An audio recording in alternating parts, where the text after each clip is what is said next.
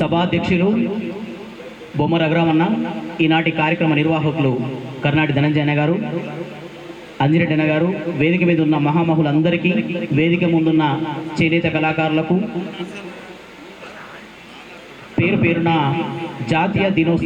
జాతీయ చేనేత దినోత్సవ శుభాకాంక్షలు. చేనేత అంటే ఒక దేశపు నాగరికత.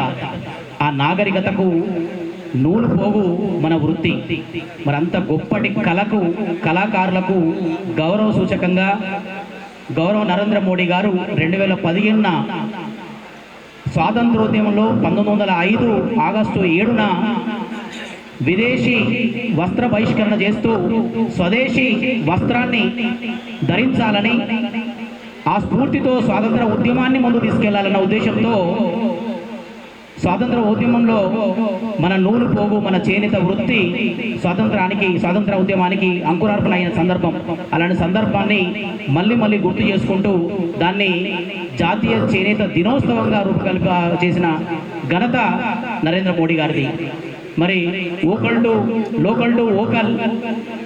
To global, make in India వంటి కార్యక్రమాలతో హ్యాండ్లూమ్ కూడా ప్రపంచవ్యాప్తంగా ఒక గొప్ప బ్రాండ్గా నిలబెట్టాల్సిన అవసరం ఉంది.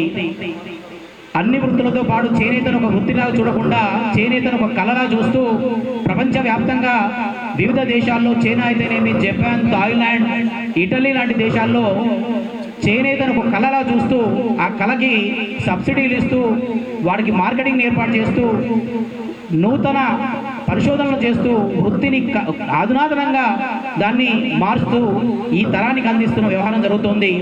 మరి ఇక్కడ భారతదేశంలో చూస్తే వ్యవసాయం తర్వాత ఆ స్థాయి ఉన్న వృత్తి చేనేత అయితే యువతరం ఈ వృత్తికి క్రమంగా దూరం అవుతున్నారు. దానికి రకరకాల సమస్యలు ఉన్నాయి.